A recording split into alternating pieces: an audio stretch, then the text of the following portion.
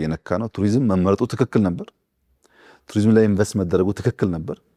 ቱሪዝም በከፍተኛ ደረጃ ሪስፖንድ እያደረገ ይገኛል። በሰው ቁጥርም በገንዘብም እና አዋጭ እንደሆነ ይበልጥ ሊሰራበት እንደሚገባ ይበልጥ ማስተዋወቅ እንዳለብን ይበልጥ ማሰናሰል እንዳለብን የጎደለ እያየን መሙላት እንዳለብን የተማርንበት ስራ ነው። በጣም ውጤታማ ነው ማለት ይቻላል። የሚያስተላልፉት መልእክት? ሄኖክ፣ የኔ መልእክት ኢትዮጵያ አንድ ሄኖክ አይበቃትም። ብዙ ሄኖኮች ሊበዙ ይገባል። አንተ በየሄድክባቸው ቦታዎች የሰራቸው ስራዎች ለቀናት በእግር መጓዝ፣ በድንኳን መተኛት፣ መድከም እንደነበረበት ታውቃለህ። እንደዚህ ያደክመህ የሰራቸው ስራዎች ደግሞ ብዙ ሰዎች ብዙ ኢትዮጵያውያን አይተው ትምህርት ቀስመውበታል። ልክ እንዳንተ በየቦታው የሚለፉ ጊዜ ወስደው የኢትዮጵያ ልክና ገጽ የሚያሳዩ ሰዎች ያስፈልጋሉ። ቱሪዝም የጋራ ርብርብን ይጠይቃል። የመንግስት ፖሊሲ፣ የመንግስት ፍላጎት ብቻውን በቂ አይደለም። የፕራይቬት ሴክተር ፍላጎት ብቻውን በቂ አይደለም።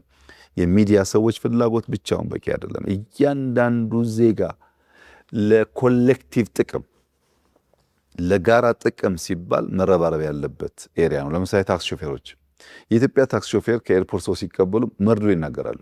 ምንም ሳይከፋቸው ሲምፐቲ ለመፍጠርና የሆነች ትርፍ ለማግኘት ብዙ ነገር ስራ የለም እኮ ተቸገርን እኮ እንደዚህ ሆና ይላሉ። ሰውየውን እያስፈራሩት እያስደነገጡት ሆቴል ሲደርስ ከሩሙ እንዳይወጣ ነው የሚያደርጉት።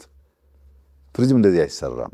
በተቻለ መጠን ስለ ሀገር መልካም ነገር በመናገር መልካም ነገር በማሳየት ሌላ ሀገር እኮ የምትሄድበት ሩት ራሱ መጥፎ ነገር እንዳታይ ሸፍኖ የሚወስዱ፣ እኛ ጋር ግን እንደዛ አይደለም። መንቃት አለብን። ሰው ሲመጣ ያለውን አፍስሶ ደስ ብሎት እንዲሄድ ደግሞ እንዲመጣ የኔም ስራ ነው ብሎ ሹፌሩ ሲያስብ፣ ሆቴል ሲገባ አንድ ቀን አንሶላ ውሃ ላለማስነካት ሰው ባደረበት አንሶላ ሰው ማሳደር የመጣው ሰውዬ ያስከፋዋል። ንጹህ መሆኑን ማረጋገጥ፣ ሳሙና መኖሩን፣ ፎጣ ንጹህ መሆኑን፣ ቤቱ መጸዳቱን፣ ሽታ የሌለው መሆኑን፣ ያልተከራየሩም ከሆነ ይሁነኝ ብሎ ቡና ቀልቶ ዕጣን ጭሶ ሽታው መቀየር ያስፈልጋል። የሆቴል ሰራተኞች ባለቤቶች ማሰብ አለባቸው። በዛች ቅጽበት በምትፈጠር ስህተት ኢትዮጵያ ላይ ያለ ምስልና አጠቃላይ ስራ ይበላሻል። የአየር መንገዱ፣ ኢሚግሬሽኑ ብዙ ሰዎች ተደማምሮ የሚሰሩት ነው። አስጎብኚዎች ይፍጨረጨራሉ። የእነሱ ብቻ ግን በቂ ያለም ሁላችን እንድናግዛቸው እነሱም እንዲበረቱ የእነሱ ሚና ከፍተኛ ነውና ሁሉም ሰው በኔነት ስሜት ሀገሬ ናት እኔ ባላገኝ የሚቀጥለው ሰውዬ ይጠቀማል ብሎ አስቦ የጋራ ተጠቃሚነትን ታሳቢ አድርጎ የሀገር መቀየር ታሳቢ አድርጎ ከሰራ በእርግጠኝነት ኢትዮጵያ ውስጥ ቱሪዝም ከፍተኛ የሆነ ውጤት እናገኝበታለን። በውጭ ለሚኖሩ ኢትዮጵያውያንም በዚሁ አጋጣሚ ማስተላለፍ የምፈልገው መልእክት አንደኛ ሀገራችሁን እወቁ። ብዙዎቻችን አናቅም በእርግጠኝነት። እናንተም ካልቻላችሁ ልጆቻችሁ ይወቁ። ያወቃቸዋትን ኢትዮጵያ በልኳ መግለጥን ተለማመዱ።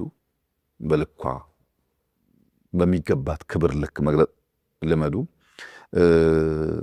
መንግስት ላይ መች ይችላል፣ ፖለቲካ ላይ መች ይችላል፣ ግለሰብ ላይ መች ይችላል። ሀገር ግን ሀገር ናት እና የሀገርን ኢሜጅ የሀገርን መልክ በሚያበላሽ መንገድ አንሂድ። እንሰልጥን፣ እንንቃ። ድሃ ያደረገን ድንቁርና አይደለም፣ ድሃ ያደረገን አለማወቃችን አይደለም፣ እንድንበለጥ ያደረገን የአመለካከታችን ፍሬ አይደለም። አመለካከት ቢቀየር፣ አስተሳሰብ ቢቀየር፣ ብንነቃ፣ ዓለም የሰለጠነበትን ዓለም ያደገበትን መንገድ ብናቅና ብንሰራ እኛ በህዝብ ቁጥር ከፍተኛ ወጣት ያለው ዲጂታል ሳቪ የሆነ ትውልድ የተፈጠረ ያለበት ሀገር፣ ብዙ ቅርስ ብዙ የሚታይ ነገር ያለበት ሀገር ነው። ደክመን ለፍተን ለልጆቻችን መልካም ነገር መተው እንችላለን፣ ግን ለአንድ ወገን የሚሰጥ ኃላፊነት አይደለም። ሁላችን መረባረብ አለብን። የሙዚቃ ሰዎች፣ የፊልም ሰዎች ኢትዮጵያ ውስጥ እኮ አይተህ ከሆነ ሀዘኔታን ለመፍጠር በጣም በቆረቆሰ ቦታ ላይ በደከመ ቦታ ላይ ነው ክሊፕ የሚሰሩት። ድህነትን ማሳየት ክብር ይመስላቸዋል። ግን ሆሊውድ እንዳየኸው በአንዲት ስፍራ የሚፈጠረው ተአምር በተቻለ መጠን ከተማ ደግሞ ሲወጡ ከተማውን ዘግተው የሚያሳዩቸው ፎቆች የሚያሳያቸው ሰፈሮች እነሱን እንድናደንቅ እንድንወድ ካለ እነሱ ትልቅ እንደሌለ እንድናስብ በከፍተኛ ደረጃ አእምሯችን ላይ ስራ ሰርቷል እና እኛም መልካም መልካሙን መግለጥ፣ መልካም መልካሙን ማሳየት፣ መልካም መልካሙን መዝራት ለልጆቻችን ጠቃሚ እንደሆነ አስበን በርብርብ ከሰራን የኢትዮጵያ ሁኔታ መለወጥ የሚችል ነው ተስፋ አለኝ።